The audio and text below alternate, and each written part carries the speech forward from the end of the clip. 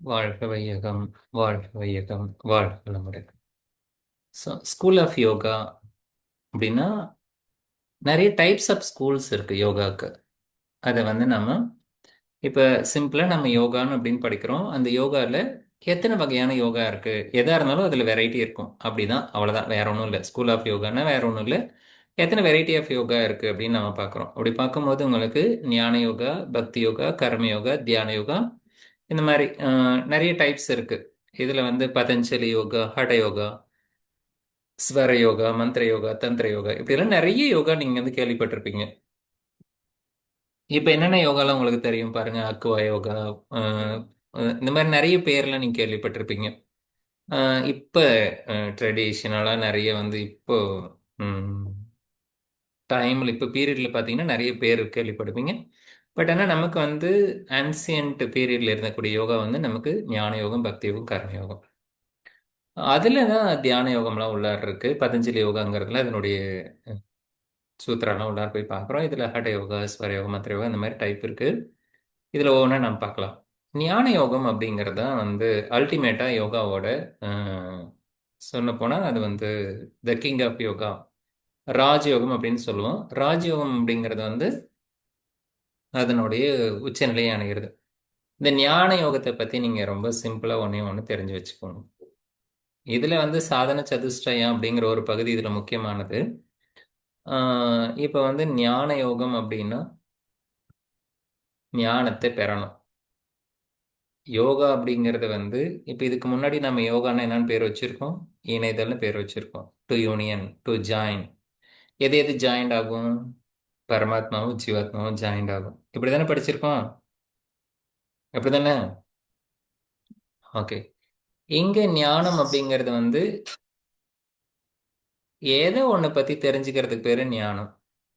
எதை தெரிஞ்சுக்கிட்டா ஞானம்னு சொல்றது? நமக்கு என்ன தெரியும், என்ன தெரியாது?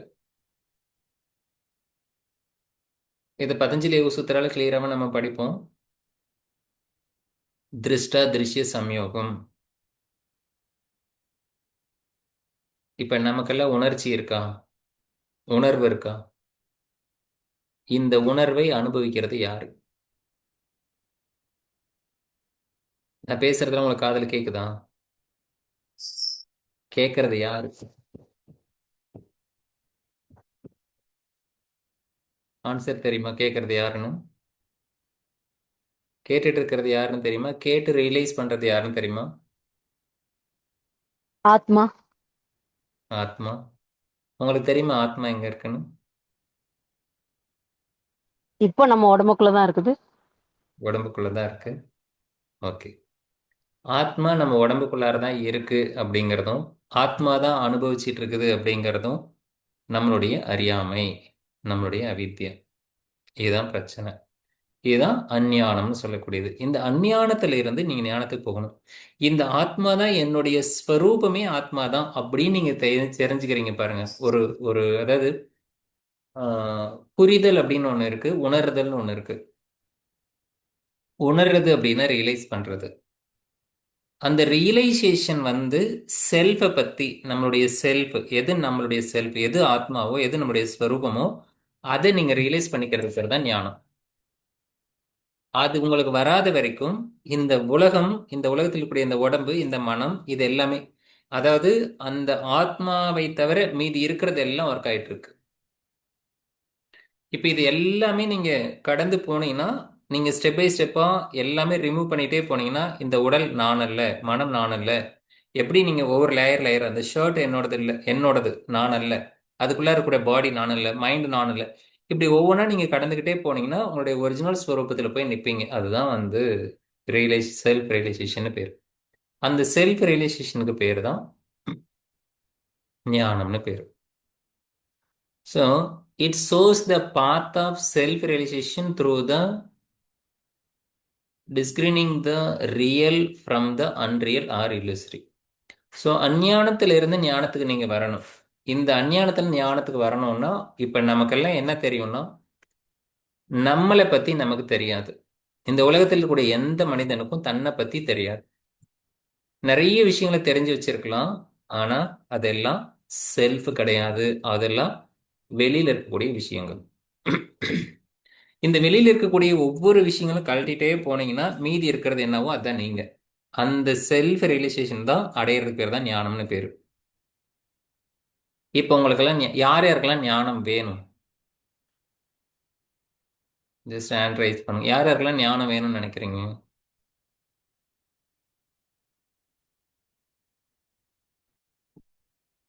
யார் யாருக்கு ஞானம் வேண்டும்? யாருக்குமே வேண்டாமா? எல்லாருக்கும் வேணும். எல்லாருக்கும் வேணும். ஆனா யாருமே கை தூக்கலையே. கை தூக்குறதுன்னா எப்படி? யாருக்குமே யாருக்கு ஞானம் வேண்டும்? நீங்க வேணும்னு கேட்டா தானே கொடுக்க முடியும். வேணானே சொன்னா எப்படி கொடுக்க முடியும்? ம்? ஞானம் பெறுவது கடினமா ஈஸியா?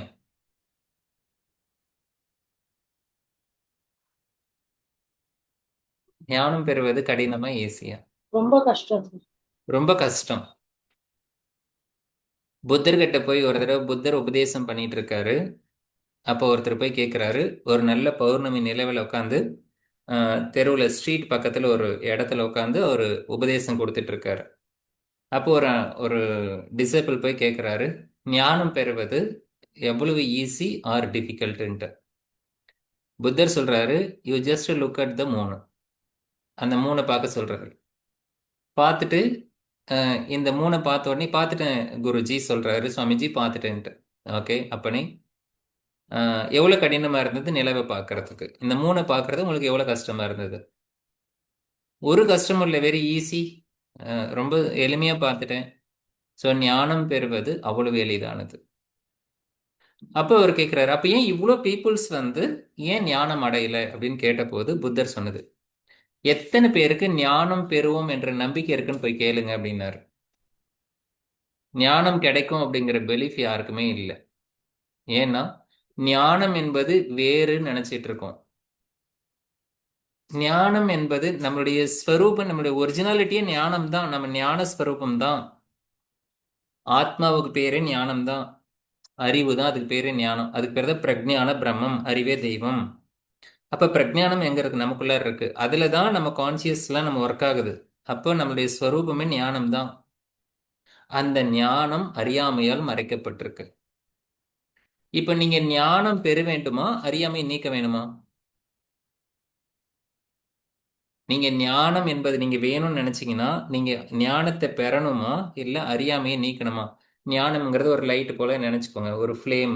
அது மேல கவரப்பட்டிருக்கு, ஆவரணம் கவரப்பட்டிருக்கு. ஆவரணத்துல அழுக்கு படிஞ்சு கவரப்பட்டிருக்கு. ஆவரணத்தை ரிமூவ் பண்ண மீதி என்ன இருக்கும்?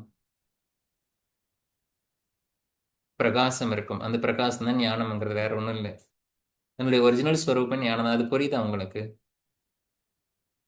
அந்த ஞானத்தை அடையிறதுக்கு நீங்க பண்ண வேண்டிய சாதனைகள் 4 இருக்கு. அதான் ஞான யோகத்தினுடைய சாதன சதுஸ்தயான்னு சொல்லக்கூடிய இந்த 4ம் helps in the preparation of the intellect, emotion and will. இதெல்லாம் நீங்க கடந்து உள்ளார போறது, இதெல்லாம் ப்ரிப்ரேஷன். ஒரு சாதகா இதை வந்து பண்ணிட்டே வந்தா கடைசியில வந்து அவங்க வந்து ஒரு ரியலைஸ்டு பர்சனா மாறுவாங்க. அது என்ன அப்படின்னா, அந்த 4 சாதன சதுஷ்டய வந்து ஆஹ், நீங்க முன்னாடி பார்த்துருப்பீங்க. இந்த பின்னாடி வருது. இதுல 3 பகுதி இருக்கு. முதல்ல வந்து ஆஹ், பக்தி யோகத்துல வந்து நமக்கு 9 இருக்கும். நவபக்தின்னு படிப்போம். சிரவணம், மனனம், நிதித்தியாசனம், அதில் 9 படிப்போம். இங்க வந்து 3 தான். சிரவணம், மனனம், நிதித்தியாசனம். இந்த 3 பகுதி தான் ஞான யோகத்தினுடைய முக்கிய பகுதி. முதல்ல நீங்க என்ன பண்ணணும்னா, முதல்ல சிரவணம். ஞானத்தை பத்திய உபதேசங்களை காதுல கேட்கணும். இப்போ லிசன் பண்ணிட்டு இருக்கோம்ல, நம்முடைய ஸ்வரூபமே ஞானம் தான். அறியாமையால் கவரப்பட்டிருக்கு. அப்ப அறியாமை நீக்கிட்டா நம்ம ஞான ஸ்வரூபம் தான் இருக்கும். இந்த மாதிரி விஷயங்களை வந்து நீங்க இன்ஸ்ட்ரக்ஷன்ஸை வந்து முதல்ல நீங்க லிசன் பண்றதுக்கு பேரு சிரவணம்னு பேரு. அந்த சிரவணம் பண்ணதை நீங்க மனனம் பண்ணணும். அதை வந்து நீங்க புரிஞ்சுக்கிறதுக்கு ட்ரை பண்ணணும். அதன் பிறகு அவங்க சொன்ன அந்த ப்ராக்டிஸை நீங்க ப்ராக்டிஸ் பண்ணுவீங்க. அது பேரு நிதித்தியாசனம்னு பேரு. அந்த மெடிடேஷனை வந்து நீங்க இம்ப்ளிமெண்ட் பண்ணுவீங்க. இப்படி பண்ணும்போது உங்களுக்கு வந்து அந்த புரிதல் உருவாக ஆரம்பிக்கும். இந்த 3 ஸ்டெப்பை வந்து சாதன சதுஷ்டய 4 பகுதியை பிரிக்கிறாங்க. விவேகா, வைராகியா, சத் சம்பத்து, முமுட்சுத்துவம். இந்த 4 பகுதியை வந்து இதான் சாதன சதுஷ்டய அப்படின்னு சொல்லக்கூடியது. இது வந்து வேதாந்தத்திலிருந்து பிரிக்கப்பட்டது. விவேகா, வைராகியா, சத் சம்பத்தி, முமுட்சுத்துவம் ஞான யோகத்தினுடைய 4 பகுதி. இதெல்லாம் கொஸ்டின்ல ஏற்கனவே கேட்டாங்க. இருந்தாலும் இதெல்லாம் கேட்கறதுக்கு ட்விஸ்ட் பண்ணி கேட்பாங்க. இந்த நாலுல விவேகா, வைராக்கிய, சத் சம்பத்து, முமுட்சுத்துவங்கிறது தான் சாதன சதுஷ்டயோட 4 அங்கம். சத்துன்னு 6, சம்பத்தி அப்படின்னா சமாதி சட்க, சமாதி சட்க சம்பத்தி அப்படின்னு ஒரு வார்த்தைங்க இருக்கு. சமாதி அப்படின்னா ஆதி, ஆதையக அப்படின்னா எக்ஸெட்ரான்னு அர்த்தம். அது முதற்கொண்டு. ஷமா முதற்கொண்டு அதான் சமாதி. சமாதி சத்க, சத்கன்னா 6 ஷத்து.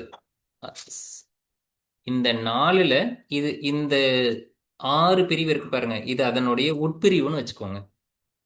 மேஜரா கிரீன் கலர் இருக்கிறத 4 சாதன சதுஷ்டயா, கிரீன் கலர்ல இருக்கிறது 4. அது புரியுதா உங்களுக்கு? இப்போ அந்த 4 என்ன பண்ணுவாங்கன்னா, அந்த 4ல 3 போட்டு விட்டுட்டு இந்த சத் சம்பத்தில் இருக்கிறது ஏதாவது ஒன்று எடுத்து உள்ளார போட்டுருவாங்க. உங்களுக்கு எப்படி இருக்கும்? எல்லாமே படிச்ச மாதிரியே இருக்கும். எல்லாமே நமக்கு தெரிஞ்ச மாதிரியே இருக்கும். 4 ஆப்ஷன் சூஸ் பண்ணணும்னு வச்சுக்கோங்களேன். அப்போ வந்து எதெல்லாம் வராது அப்படின்னு ஏதாவது ஒன்று தூக்கி இதுல ஒன்று தூக்கி இந்த போட்டு விட்டுருவாங்க. இந்த சமா, தாமா, உபரதி, திதிக்ஷா, ஸ்ரத்தா, சமாதான் இதெல்லாம் சத் சம்பத்தி கீழே வரக்கூடியது. சத்துனா 6, சம்பத்துனா 6 சம்பத்துக்கள், 6 சம்பத்து கீழே வரக்கூடியது. அது எது அதுல எது ஃபர்ஸ்ட் அப்படின்னா சமா. அதனால சமாதி. சமா முதற்கொண்டு வரக்கூடிய, சமம் முதல் கொண்டு வரக்கூடிய 6 சம்பத்துகளுக்கு சமாதி சத்க சம்பத்து. இந்த 6ம் சாதன சதுஷ்டயாக்குள்ளார இருக்கு. இது முதற்கொண்டு இருக்கக்கூடிய சாதன சதுஷ்டய இதுதான் உங்களுக்கான ஞானத்தை பெறுவதற்கான வழிமுறைகள். ஞான யோகத்துல நீங்க மெயினா வந்து ஞாபகம் வச்சுக்க வேண்டியது இந்த பகுதி தான்.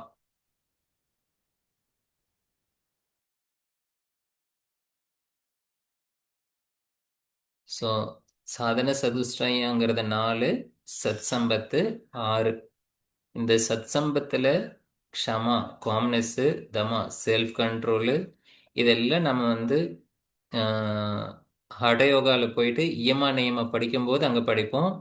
அதே போல் பகவத்கீதையில் படிக்கும்போது 16வது அத்தியாயத்தில் தெய்வ குவாலிட்டிஸ் இருக்கும். அந்த அத்தியாயத்துக்கு பேர் தெய்வாசுர சம்பத் விபாக யோகம்னு பேர். தெய்வ குவாலிட்டி, அசுர குவாலிட்டி படிப்போம். அப்போ தெய்வ குவாலிட்டியில் இதெல்லாமே வரும். சமாதமா அதெல்லாம் வரும். உபரத்தி, உபரத்தி அப்படிங்கிறது வந்து செல்ஃப் வித்ட்ராவல், டிட்டாச்மெண்ட் அல்லது வைராக்கியம் அப்படின்னு 15 வருஷத்தால படிப்போம். ஒவ்வொரு இடத்துலையும் கான்செப்ட் வந்து ஒன்னே தான் இருக்கும். ஆனால் வார்த்தைகள் வெவ்வேறா இருக்கும். அபியாச வைராகியாபியாம் தன்னிரோதக, அபியாசத்தாலும் வைராகியத்தாலும் உங்க மைண்டை ஃபுல்லா கண்ட்ரோல் பண்ணிடலாம் அப்படின்னு ஒரு இடத்துல இருக்கும். அப்ப அபியாச வைராகியத்தினுடைய பெனிஃபிட் என்ன? அபியாச வைராகியத்தினால நீங்க சமாதியை ரீச் பண்ணுவீங்க. அந்த சமாதி வேற, இது ஷமா ஆதி அப்படிங்கிற ஆதையகங்கிறது வேற. ஷமா முதற்கொண்டு காம்னஸ், அந்த சமாதி வந்து டெஃபினிஷன் வேறையா இருக்கும். உபரதி அப்படிங்கிறத வந்து டிட்டாச்மெண்ட், அங்கே வைராகின்னு படிப்போம், அங்கே உபரத்தின்னு படிப்போம். திதிக்ஷா அப்படிங்கிறது வந்து கம்ப்ளீட் என்டியூரன்ஸ் ஆர் பேஷன்ஸ், அமைதி. இது ஸ்ரத்தா அப்படிங்கிறது ஃபெய்த்து. சமாதான் அப்படிங்கிறது வந்து நம்மளுடைய கோல் வந்து பிரம்மனை அடையிறது அப்படிங்கிறதுல நம்ம எப்போவுமே விடாமுயற்சியோடு இருக்கிறது. முமுட்சுத்துவம் அப்படிங்கிறது வந்து செல்ஃப் ரியலைசேஷனுக்காக நமக்கு இருக்கக்கூடிய இன்டென்ஸ் தீவிரத்தன்மை. So desire, intense desire for self realisation, இதுக்கு பேரு முமுட்சுத்துவா அப்படின்னு பேரு. அதை யார் ஃபாலோ பண்றாங்களோ அந்த யோகிக்கு, அந்த பிராக்டிஸ்னருக்கு முமுட்சுத்வன் என்று பெயர். முமுட்சுத்வன் அப்படின்னா அது நவுனா மாறிடும். முமுட்சுத்வா அப்படிங்கிறது வந்து இப்போ அட்ஜெக்டிவா இருக்கு. ஸோ இந்த மாதிரி வந்து முமுட்சுத்வா, முமுட்சுத்வன் அப்படிங்கிறது இதெல்லாம் சாதன சதுஷ்டயம்ல 4 பகுதி இருக்கு. இதுல சத் சம்பத்துல 6 பகுதி இருக்கு. இதுல இந்த இந்த ஒரு ஏரியால இருந்தா உங்களுக்கு ஞான யோகத்துல அதிகமான கொஸ்டின் வரும். இதுல ஏதாவது டவுட் இருக்கா உங்களுக்கு? ஐயா ஒரே ஒரு டவுட் ஐயா. ம். அது முமுட்சத்வா சொன்னீங்களா ஐயா? ம். அதுல வந்து முமுக்ஷுன்னு மட்டும் ஒரு மீனிங் தான் இருக்குங்களையா? முமுஷத்துவம் இல்லாம. முமுக்ஷு அப்படின்னா நம்மளுக்கு பேரு. யார் அதை ஃபாலோ பண்றாங்களோ அவங்க பேர் முமுக்ஷு. அவர் என்ன பண்றாருன்னா முமுட்சுத்துவம் இருக்காரு. ஓகேங்க. அவர் அச்சீவ் பண்ணிட்டாருன்னா, அவர் அந்த ஞான யோகத்துக்குள்ளார வந்துட்டாருன்னா அவர் பேர் முமுட்சுத்துவன்னு பேரு. ம்.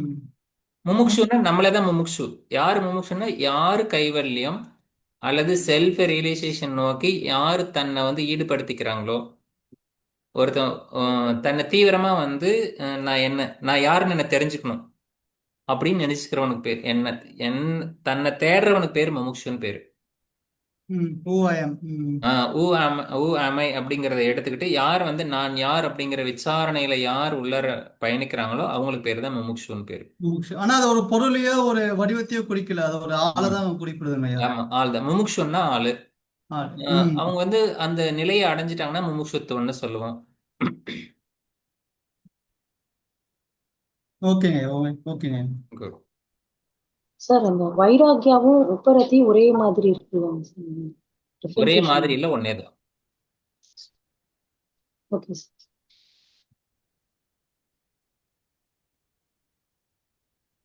இங்க இந்த வேர்டை தான் யூஸ் பண்ணுவோம் ஞான யோகத்துல, அங்க நம்ம அதை வைராகியம் யூஸ் பண்ணுவோம். பக்திக்கு வந்து ஆக்சுவலா நம்ம நாரத பக்தி சூத்திரம் அப்படின்னு ஒன்று படிக்க போறோம். படிக்கணும். அதுல இருந்து நம்ம கொஸ்டின் வரும். இங்க பக்தி யோகத்தை பத்தி ஜஸ்ட் ஒரு இன்ட்ரடக்ஷன். நம்ம சிலபஸ் என்ன கொடுத்துருக்கோம்னா பக்தி யோகம், ஞான யோகம், கர்ம யோகம், இதை பத்தி எல்லாம் இன்ட்ரடக்ஷன் தான் கேட்டிருப்பாங்க. அதனால நம்ம ஜஸ்ட் ஒரு இன்ட்ரடக்ஷன் மட்டும் எடுத்துட்டு போயிட்டு இருக்கோம். பக்தி அப்படிங்கிறது வந்து அன்கண்டிஷனல் அல்லது இன்டென்சிவ் லவ் ஃபார் காட், அதுக்கு பேர் தான் பக்தி. இதை சிம்பிள் வேர்டு வந்து நாரத முனி சொன்னது. இப்போ நாமெல்லாம் லவ் அப்படின்னு ஒரு ஒரு வேர்டு கேள்விப்பட்டிருக்கோம்ல. லவ் அப்படின்னா அது என்ன சொல்றது, நாமெல்லாம் கூட அன்பு செலுத்துறோம் இல்ல. ஸோ ஒரு ஒரு தாய் வந்து தன்னோட குழந்தை மேல வச்சிருக்கிறதுக்கு பேரு லவ் தான். குழந்தை வந்து தாய் மேல வச்சிருக்கிற லவ் தான், இப்படி சொல்லலாம் இல்லையா? ஆனா அதுல எல்லாம் கண்டிஷன் இருக்கு, தெரியுமா? தெரியுமா கண்டிஷன் என்ன இருக்குன்னு? அம்மா ஒரு குழந்தையை எதுக்காக பெத்து எடுத்து வளர்க்குறா? ஏன் ஒரு அம்மா வந்து குழந்தைய பெத்துக்கணும்? அன்புனால நினைக்கிறோமா? அவங்களுடைய ஃபியூச்சர்ல அந்த குழந்தை என்ன பார்த்துக்கணும், என்னோட ஆசைகளை நிறைவேற்றணும், எனக்கு பாதுகாப்பை கொடுக்கணும். அந்த குழந்தைய எதுக்கு ஒரு அம்மா பெத்துக்கிறாங்க அப்படின்னா அவங்களுடைய நிறைவேறாத ஆசைகளை அந்த குழந்தை அச்சீவ் பண்ணணும். அவங்களுடைய ஃபியூச்சர்ல வந்து அவங்களுக்கு சப்போர்ட்டுக்கு குழந்தை வேணும். அப்ப இது வந்து செல்ஃபிஷ் தனமா இல்லையா? அப்ப அது எப்படி வந்து லவ்வா மாறும்? ஸோ எந்த ஒரு எக்ஸ்பெக்டேஷனும் இல்லாம எந்த கண்டிஷனும் அப்ளை பண்ணாம இருந்தா அதுக்கு பேர் தான் பக்தின்னு பேரு. இது வரைக்கும் கோயிலுக்கு போய் எந்த கண்டிஷனும் கடவுள்கிட்ட அப்ளை பண்ணாம எத்தனை பேர் கோயிலுக்கு போயிட்டு வந்திருக்கீங்க? ஸோ அங்க போய் கேட்கறதுக்கு ஒன்றும் இருக்காது. ஏற்கனவே எல்லாமே நீ எனக்கு கொடுத்துட்ட, இனிமேல் கொடுக்கறதுக்கு என்ன?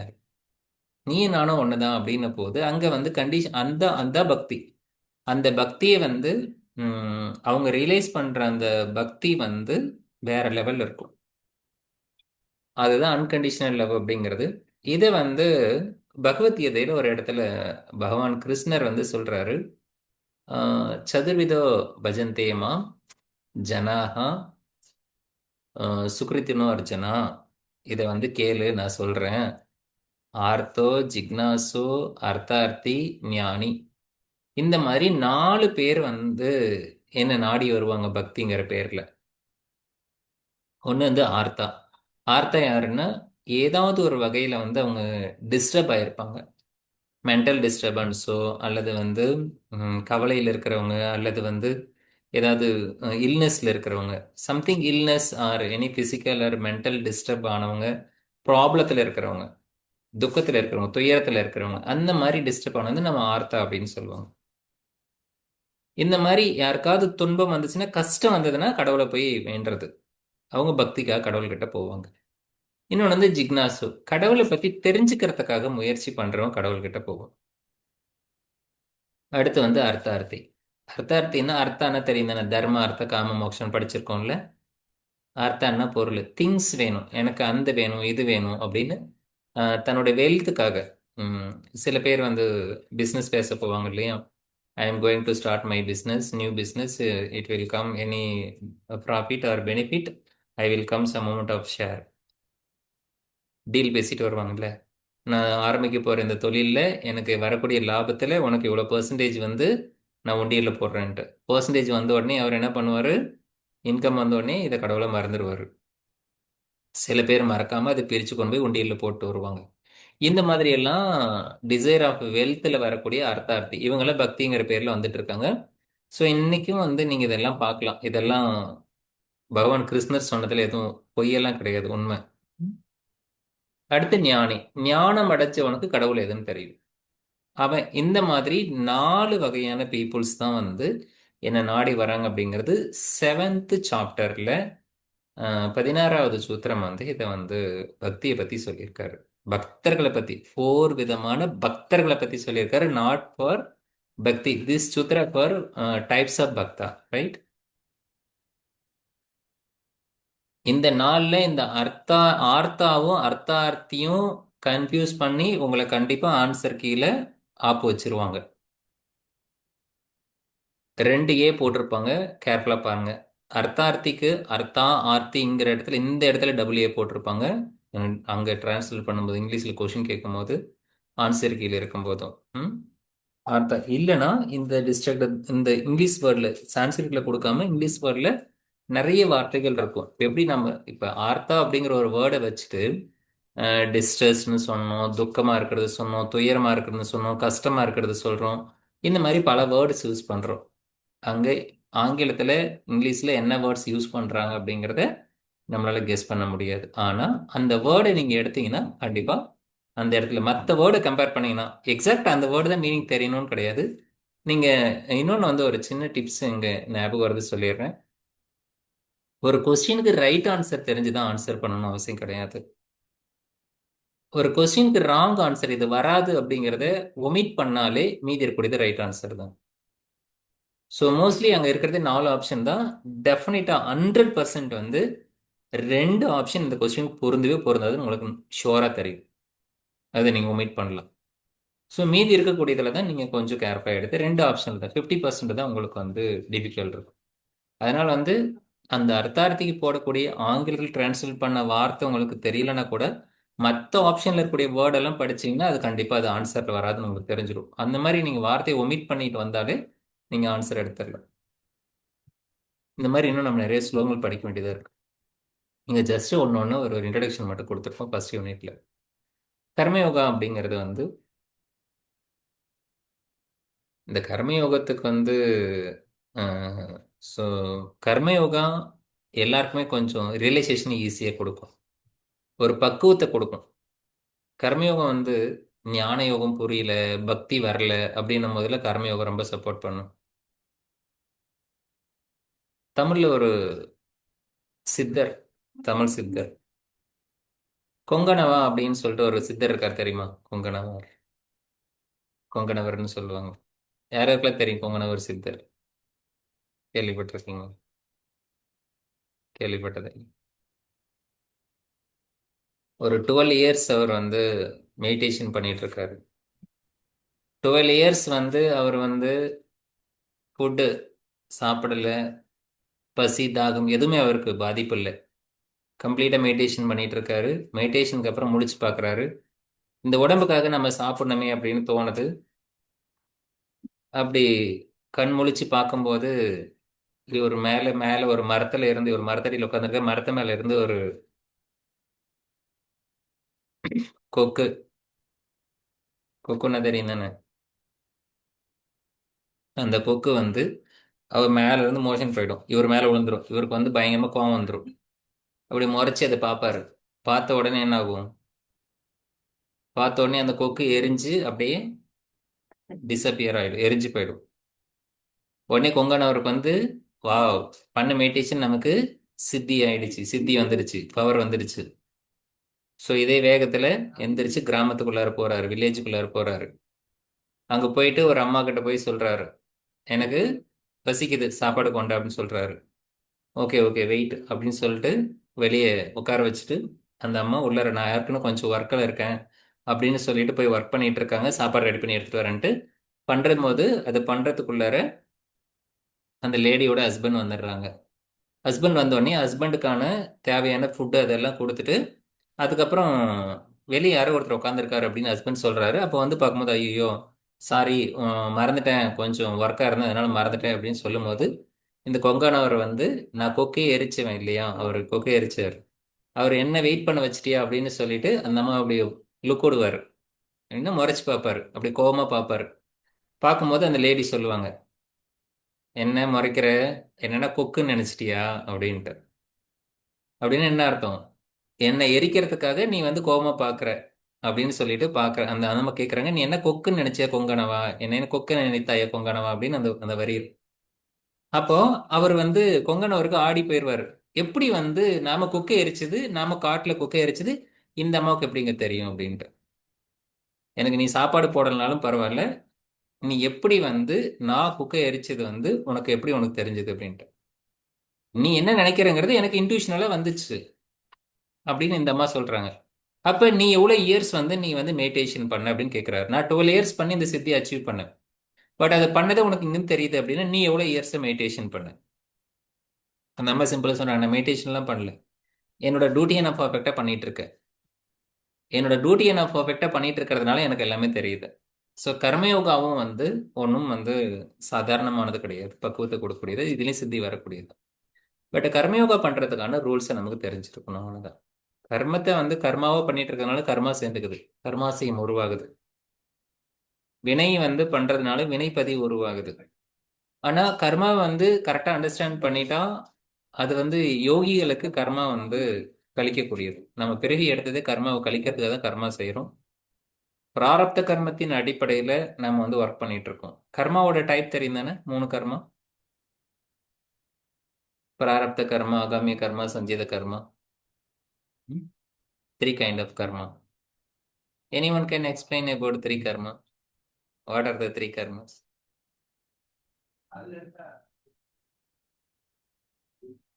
பிராரப்த கர்மா, ஆகாமிய கர்மா, சஞ்சித கர்மா. இந்த 3 கர்மா இப்போ ஞாபகம் வருதான் பேர்? ஓகே. சம்சிதம் அப்படின்னா டோட்டல் கர்மா. சம்னா டோட்டல், சம் ஆஃப், சம்னா டோட்டல் தானே.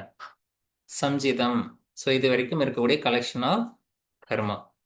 ப்ரீவியஸ் பர்த்தில் நம்ம என்னென்னலாம் எடுத்தோமோ அதெல்லாம் நம்மகிட்ட இருக்கக்கூடிய டோட்டல் கர்மா. அதில் ஒரு பகுதி மட்டும், ஒரு ஸ்மால் பார்ட் மட்டும் ஃப்ரூட் கொடுக்கறதுக்கு வெளியே வருது. அப்படி வெளியே வரதான் பிராரப்த கர்மம். அந்த பிராரப்த கர்மத்தினுடைய பேஸில் தான் நாம் இந்த ஜென்மம் எடுத்திருக்கோம். ஒவ்வொரு உயிர் எடுக்கிறதுக்கும் பிராரப்த கர்மம் வெளிவந்து தான் அது கொடுக்கும். அந்த பிராரப்தம் கொடுக்கும்போது அதுலேருந்து உங்களோட லைஃப் வந்து எப்படி போகணும் அப்படிங்கிற கர்மா தான் டைரக்ட் பண்ணும். அப்படி பண்ணும்போது சில புதிய கர்மாக்கள் உருவாகும். அதுதான் ஆகாமிய கர்மான்னு பேர். இந்த உலகியல் விஷயங்களோட நீங்கள் அட்டாச் ஆகும்போது ஆ காமிய கர்மா, ஆ அப்படின்னா ஆன்மா, ஆன்மாவுக்கு ஆசையை ஓட்டக்கூடிய காமத்தை ஓட்டக்கூடிய ஆ காமிய கர்மா வந்து உருவாகும். இந்த ஆகாமிய கர்மாவெல்லாம் நீங்கள் அழிச்சு அகாமிய கர்மா இல்லாமல் நீங்கள் பிராரப்தத்தை கம்ப்ளீட் பண்ணீங்கன்னா தான் நீங்கள் வந்து சஞ்சித கர்மாவை ரெடியூஸ் பண்ண முடியும். ஆனால் நாம் காமிய கர்மத்தில் நின்று அனுபவிக்கும் போது மல்டிப்ளை ஆகிடும், கர்மம் மல்டிப்ளை ஆகும். ஸோ இதில் உங்களுடைய செயல் செய்யும் போது எந்த விதமான பலனும் எதிர்பார்க்காம ஒரு செயல் செய்யும் போது உங்கள் கடமையை பர்ஃபெக்டாக செய்யும் போது அது யோகாவாக கன்வெர்ட் ஆகுது. இது ஒரு டெஃபினிஷன், யோக கர்மசு கௌசலம். யாருக்கா தெரியுமா? 2.50. புத்தி யுக்தோ ஜகாதீக உபே சுக்ருத துஷ்கிருதே தஸ்மாத் யோக யுஜஸ்வ யோக கர்மசு கௌசலம். It's definition. ஸோ அப்போ கர்மா வந்து நீங்கள் எப்படி செய்யணும், இன்னொரு இடத்துல 15 யுக்தர்கள் நம்ம படிப்போம். அசுக்லம் அக்கிருஷ்ணம் யோகி நகர் தெரிவிதம் இதரேசாம். அசுக்லம் அக்கிருஷ்ணம், இந்த 2 வேர்டை நோட் பண்ணி வைங்க, அப்புறமா உங்களுக்கு கிளாஸ் வரும்போது சொல்லிக் கொடுக்குறேன். எப்படி பண்ணும்போது நமக்கு வந்து கிருஷ்ணம், கிருஷ்ண கர்மா இருக்கு, சுக்ல கர்மா இருக்கு, ரெண்டும் சுக்ல கிருஷ்ண கர்மா கம்பைனாகவும் இருக்கு. இது மூணுமே இல்லாத ஒரு நிலை தான் யோகியோட கர்மா. அப்படி உங்களுடைய கர்மா வந்து யோகாவா கன்வெர்ட் ஆச்சுன்னா அது மூலமாகவும் நீங்கள் லிபரேட் ஆகலாம். ஸோ இந்த மாதிரி கர்மயோகத்தை வந்து பக்தி யோகத்தில் வந்து கர்மயோகத்துக்கு வந்து கிட்டத்தட்ட நிறைய போர்ஷன் இருக்கு. முதல்ல இருக்கக்கூடிய 6 அத்தியாயம் வந்து கர்மயோகம் பற்றி தான் இருக்கு. அதில் பகவத்கீதை படிக்கும்போது படிக்கலாம். எந்த விதமான எக்ஸ்பெக்டேஷன் 2.48 2.50 இது எல்லாமே இங்க இருக்கு. தென் ராஜயோகா அப்படிங்கிறது வந்து கிங் ஆஃப் யோகா. ராஜயோகா அப்படிங்கிறது வந்து யோகாவோட கடைசி நிலை. அதுக்கு வந்து கடைசி நிலை அப்படின்னா யோகாவில் ஞானம் தான். அந்த ஞானத்தை பெறுவது தான் நம்ம ராஜயோகா அப்படின்னு சொல்கிறோம். அது ஒன்றும் இல்லை, ultimate state of self realisation, அவ்வளோதான். இந்த செல்ஃப் ரியலைசேஷன் தான் லாஸ்ட். அதை அச்சீவ் பண்ணுறதுக்கு ஸ்டெப் பை ஸ்டெப்பாக யூஸ் பண்ணால் நீங்கள் அஷ்டாங்க யோகத்தை கூட கொண்டு போய் நீங்கள் ராஜயோகாவில் சேர்த்துலாம். அந்த செல்ஃபை ரியலைஸ் பண்ணுறதுக்கு அதே யோகா யூஸ் பண்ணீங்கன்னா அதே yoga tools for the Raja Yoga. இப்போ ராஜயோகா செல்ஃப் ரியலைசேஷன் அச்சீவ் பண்ணாம வெறும் அதே யோகா மட்டும் ப்ராக்டிஸ் பண்றீங்க, ஏதாவது யூஸ் இருக்கா அதே யோகா ப்ராக்டிஸ் பண்றதுனால? அதே யோகா ப்ராக்டிஸ்ல இப்போ ஆசனா பிராணாயாமம், அதே யோகான்னா ஒன்றும் இல்லைங்கம்மா. இப்போ ஆசனா பிராணாயாமம் முத்ரா பந்த இதெல்லாம் பண்றோம்ல, இதெல்லாம் பண்ணிட்டா செல்ஃப் ரியலைசேஷன் வரணும். செல்ஃப் ரியலைசேஷன் அச்சீவ் பண்ணலைன்னா நீங்க பண்ண அதே யோகா ப்ராக்டிஸ் எல்லாம் வேஸ்ட் தானே. ஸோ அப்போ நீங்க இப்போ இப்படி யோசனை பண்ணி பாருங்க. எல்லாமே நீங்க ராஜயோகா அடயோகா இதெல்லாம் பண்ணீங்க, செல்ஃப் ரியலைசேஷன் வரலன்னா நீங்க பண்ணதெல்லாம் வேஸ்ட். ஆனா வித்தவுட் ஹடயோகா ராஜயோகா அச்சீவ் பண்ண முடியாதுங்கிறாங்க. ஒரு தியானமோ ஒரு மெடிடேஷனோ ஒரு ஆசனமோ இல்லாம நீங்க ராஜயோகா அச்சீவ் பண்ண முடியாது. இதெல்லாம் ஸ்வத்மராமா அத்தயோக பிரதீபிகால கோட் பண்ணியிருக்காங்க. இதெல்லாம் சுவாமி விவேகானந்தா தான் வந்து இதுக்கெல்லாம் வந்து சிம்பிளா இதெல்லாம் எப்படி சிம்பிளிஃபை பண்ணலாம் அப்படிங்கிறதுலாம் வந்ததுக்கு அப்புறம் தான் பதஞ்சலி யோக சூத்திரம்லாம் ஒரு 3000 இயர்ஸ்க்கு முன்னாடி வந்தது. நடுவில் கொஞ்ச நாள் இதெல்லாம் ஹிடனா இருந்தது. சுவாமி விவேகானந்தர் வந்ததுக்கு அப்புறம் இது எல்லாமே கொஞ்சம் மறைஞ்சு இருந்தது, மறுபடியும் வெளிவர ஆரம்பிச்சது. ஆனாலும் கூட இதெல்லாம் அந்த அளவுக்கு மக்கள் கிட்ட பாப்புலர் ஆகல. இப்போ இந்த யூஜிசி நெட்டில் யோகா வந்து 2016 யூஜிசி நெட்டில் யோகா அப்படின்னு ஒரு சப்ஜெக்ட் ஆட் பண்ணுறாங்க. 17 வந்து எக்ஸாம் நடக்குது. சிலபஸில் 15 யோகசூத்திரா வருது. அதுக்கப்புறம் இப்போ ஒரு லாஸ்ட் 5 இயர்ஸில் பதஞ்சலி யோக சூத்திராவோட அவேர்னஸ் வந்து ரொம்பவே ஸ்பீடாக க்ரோத் ஆகிட்டு இருக்கு. இது நிறைய இடத்துல பேசப்பட்டுட்டு இருக்கு. இப்போ நிறைய வீடியோஸு கமெண்ட்ரி இதெல்லாம் வந்துட்டு இருக்கு. ஸோ இப்படி தான் வந்து ஒரு காலத்தால் வந்து ஒரு யோகாங்கிறது வந்து வெளியே வர ஆரம்பிக்குது. இப்போ நாம் இந்த அஷ்டாங்க யோகத்தோட கம்பேர் பண்ணி ஜெயினிசம் புத்திசம் இதெல்லாம் ஒரு காலகட்டத்தில் எப்படி இருந்ததுங்கிறதெல்லாம் நம்ம மறுபடியும் இப்போ எல்லாமே ரிவைஸ் பண்ணுறோம். ஸோ இது வரைக்கும் கான்செப்ட். இனிமேல் வரக்கூடிய சில பேசிக் ஃபண்டமெண்டல்ஸ், இந்த யோகாவில் சில ஃபண்டமெண்டல்ஸ் இருக்கு. சத் சக்கராஸ், 7 சக்கரங்கள் வந்து நம்ம பாடியில் இருக்கு. இந்த சக்கராஸ் எல்லாம் நமக்கு தெரியுமா? என்னென்ன சக்கராஸ் இருக்கு நம்ம பாடியில்? மூலாதார், சுவாதிஷ்டான், ம் மணிப்பூர், அனாகத், விசுத்தி, ஆக்யா, சஹஸ்ரார். ம் என்ன ஸ்கேன் பண்ண அந்த சக்கரா தெரியும்? தெரியாது. இது எம்ஆர்ஐ வந்து எம்ஆர்ஐ சிடி ஸ்கேனு, ஹை ரெசல்யூஷனில் இருக்கக்கூடிய ஏதாவது ட்ரோமட்டோகிராஃபி அந்த மாதிரி ஏதாவது scan? it is sukshma, we cannot able to see through these kind of things. So any instrument cannot find, right? எந்த இன்ஸ்ட்ருமெண்ட்டாலும் இதை வந்து ரீட் பண்ண முடியாது. அப்படி இருக்கக்கூடிய இந்த சைக்கிக் ஜங்ஷன், இதெல்லாம் உள்ளாரக்கூடிய இந்த எனர்ஜி ஜங்ஷனை வந்து நம்ம யோகிகள் வந்து டிஃபைன் பண்ணி வச்சிருக்காங்க. அதாவது சக்கராஸ் அப்படின்னு சொல்லக்கூடியது. இதனை பற்றி டீட்டெயில்ஸ் எல்லாமே நமக்கு வந்து கிட்டத்தட்ட 114 ஜங்ஷன்ஸ் இருக்கிறதா சொல்கிறாங்க. ஆனால் நாம் படிக்கிறது வந்து ரொம்ப கம்மி தான், 7 சக்கரங்கள் தான் படிக்கிறோம்.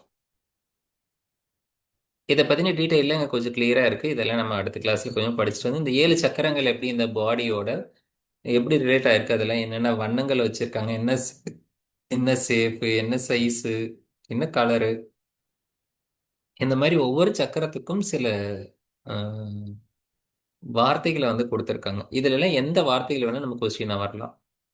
ஒரு உள்ளாரக்கூடிய எண்டோக்ரைன் சிஸ்டத்தோட ஆர்கனோட பேர் வரலாம். இல்லை நீங்கள் பண்ணக்கூடிய ப்ராக்டிஸில் எந்தெந்த சக்கரம் ஆக்டிவேட் ஆகும், கிரியா எந்த கிரியாவால் ஆக்டிவேட் ஆகும், இப்படியெல்லாம் ஒரு மல்டிபிள் டைமென்ஷனாக நம்ம அடயோகெல்லாம் படிக்க போகிறோம். அடயோக அதரத்தனவல்லி அப்படிங்கிறதுல பாடி கிளென்சிங் நாடி கிளீன் பண்ணும்போது சக்கராசெல்லாம் கிளென்ஸ் பண்ணும் அப்படிங்கிற கான்செப்ட்லாம் படிக்க போகிறோம். ஸோ அதுக்கு பேசிக்காக வந்து ஆக்சுவலாக நம்ம பாடியில் வந்து 6 சக்கராஸ் தான் இருக்குது. 6 சக்கரங்கள் இருக்குது. 7வது சக்கரங்கள் நம்ம பாடி விட்டு கொஞ்சம் வெளியே இருக்குது அப்படின்னு சொல்லப்படுது. சில இடத்துல 7ஆவும் சொல்லப்படுது. துரியம் அப்படின்னு ஒரு சக்கரா இருக்குன்னு சொல்லப்படுது. இதெல்லாம் நம்ம டீடைலாக அப்புறம் படிக்கலாம். அதே போல நாடிஸு, நாடிஸோட ஓடக்கூடிய உள்ளார ஓடக்கூடிய பிராணா. இந்த பிராணா வந்து தச பிராணா. இதுல வந்து தச நாடி. இந்த தச நாடி சில இடத்துல துவாதச நாடி இருக்கு, சில இடத்துல 12 நாடி, 14 நாடி எல்லாம் இருக்கு, 16 நாடி இருக்கு. நாம படிக்கிறது பேசிக்கா ஒரு 10 நாடிஸ் வந்து படிப்போம். நாடிஸோட எல்லா நாடிஸும் வந்து ஒவ்வொரு டெக்ஸ்ட்லயும் என்னென்ன நாடிஸ் இருக்கு அப்படிங்கிறது. இதுக்கெல்லாம் பேஸ் வந்து இந்த நாடியெல்லாம் படிச்சு நீங்க கொண்டு வந்து எதுக்கு இதெல்லாம் சப்போர்ட்னா இந்த அடயோகாவை புரிஞ்சுக்கிறதுக்காக தான். இந்த ஹ ஹ அப்படிங்கிற 2 வார்த்தையை வந்து ஹ த அப்படிங்கிறது இடகல பின்கலவை பேலன்ஸ் பண்றது தான். நீங்க பண்ணக்கூடிய ஆசனாஸ் எல்லாமே எதுக்கு அப்படின்னா இடகல பின்கல பேலன்ஸ் பண்றது தான். இடகல பின்கல பேலன்ஸ் பண்ணணும்னா சுஷ்மன நாடி ஓப்பன் ஆகும் அப்படிங்கிறது. சுஷ்மன நாடி ஓப்பன் ஆச்சுன்னா அது வழியா உங்களுக்கு குண்டலினி சக்தி வந்து இன்க்ரீஸ் ஆகும். ஸோ ஹடயோகான்னு வந்தால் உங்களுக்கு ராஜயோகா அப்படின்னு வந்தாலே இந்த குண்டலினி சக்தி வந்து மூலாதாரத்துல இருந்து சுஷ்மன நாடி வழியா நீங்க மேலே கொண்டு வந்துட்டீங்கன்னா உங்களுக்கு ஞானம் வந்துடும் அப்படிங்கிறதா கான்செப்ட். ஸோ ஒரு பக்கம் அக்கார்டிங் டு வேதாந்தா சிரவணம் மனம் நிதித்தியாசனம், அதாவது சாதன சதுஷ்டயால விவேக வைராக்கிய சத் சம்பத்து முமுட்சுத்துவன் மூலமாகவும் நீங்க ஞானத்தை அடையலாம். அது வந்து ஒரு பாத்து. அதுல ஒரு தாந்திரிக் டெக்னிக், ஒரு தந்திரம் பயன்படுத்தி ஒரு பைபாஸ் ரூட் போட்டு எடுத்து நீங்க கொண்டு போய் குடலினி சக்தி மேல இன்க்ரீஸ் பண்ணி கொண்டு வரதன் மூலமாகவும் நீங்க வந்து ஒரு சேஃப் சைடா நின்று அதை பண்ணிக்கிறதுனால இப்போ வந்து ஞான யோகத்துல நீங்க டைரக்டா ஞானத்தை அச்சீவ் பண்ணலாம், பாதிப்புகள் கிடையாது. ஆனா ஷார்ட்கட் வேல நீங்க போகும்போது கும்பகா பண்ணி நீங்க குண்டலினி சக்தியை மேல ரைஸ் பண்ணும்போது ஞானத்தை அடையலாம். ஆனா சம் டேஞ்சர் பாயிண்ட் இருக்கு, கொஞ்சம் ப்ராப்ளம் இருக்கு. ஸோ அதுக்கு சில ப்ரிப்பரேட்டிவ் ப்ராக்டிஸ் எல்லாம் பண்ணி நீங்கள் அச்சீவ் பண்ணிக்கலாம் அப்படிங்கிறது தான் இந்த ராஜயோகம் ஹடயோகம். இதெல்லாம் ஒன்னோட ஒன்று இன்டர் ரிலேட்டடாக இருக்குது. அப்போ இந்த யோகாவோட டெக்னிக்கெல்லாம் எப்படி அரேஞ்ச் பண்ணியிருக்காங்க, இதெல்லாம் எப்படி ஒர்க் ஆகுது, இதனுடைய பிரின்சிபல்லாம் என்ன, எப்படி ஒர்க் ஆகுது அப்படிங்கிறதெல்லாம் படிக்கிறது தான். அதெல்லாம் படித்து நீங்கள் தெரிஞ்சு வச்சுக்கிறது பேர் தான் நீங்கள் யோகா ப்ரொஃபஸர். ஸோ இப்போ வந்து எந்த ஒரு கான்செப்டாக இருந்தாலும், இப்போ ஒரு காரோட மெக்கானிக் இன்ஜினியர் படிக்கிறாங்க அப்படின்னா ஒரு ஒரு கார் எப்படி ஒர்க் ஆகுது, அதனுடைய மெக்கானிசம் என்ன இருக்கு அப்படிங்கிற ஃபுல் டீட்டெயில் அவர் படிச்சு வச்சிருப்பார். எல்லா ஆங்கிள்லையும் எல்லா டைமென்ஷன்லையும் படிச்சிருப்பார். அது போல நம்ம யோகா வந்து மல்டி டைமென்ஷன்ல இந்த மாதிரி ராஜயோகா இருக்கு. இதை வந்து நம்ம ஞான மார்க்கத்தில் அச்சீவ் பண்ணலாமா, பக்தியில் அச்சீவ் பண்ணலாமா, கர்மாவில் அச்சீவ் பண்ணலாமா, அது இல்லாமல் அடயோகா ப்ராக்டிஸில் அச்சீவ் பண்ணலாமா, அப்போ அடயோகாக்கு என்னென்ன ப்ராக்டிஸ்லாம் பண்ணணும், அதுக்கு என்ன ப்ரிப்பேர் இருக்கு, இந்த மாதிரி எல்லா ஆங்கிள்லையும் நீங்கள் படித்து புரிஞ்சுக்கிறதுக்கு பேர் தான் இந்த யோகா டீச்சிங். சரிதானா? இதன் அடிப்படையில் தான் உங்களுடைய சிலபஸ் வடிவமைக்கப்பட்டிருக்கு. வகுப்பு நிறைவு செய்யலாமா? Sit in comfortable meditative posture. Make sure your back naked in a straight line. Keep your hands in Namaskar Mudra. Gently close your eyes. Take a deep breath in and long breathe out. Once again, take a deep breath in and long breathe out.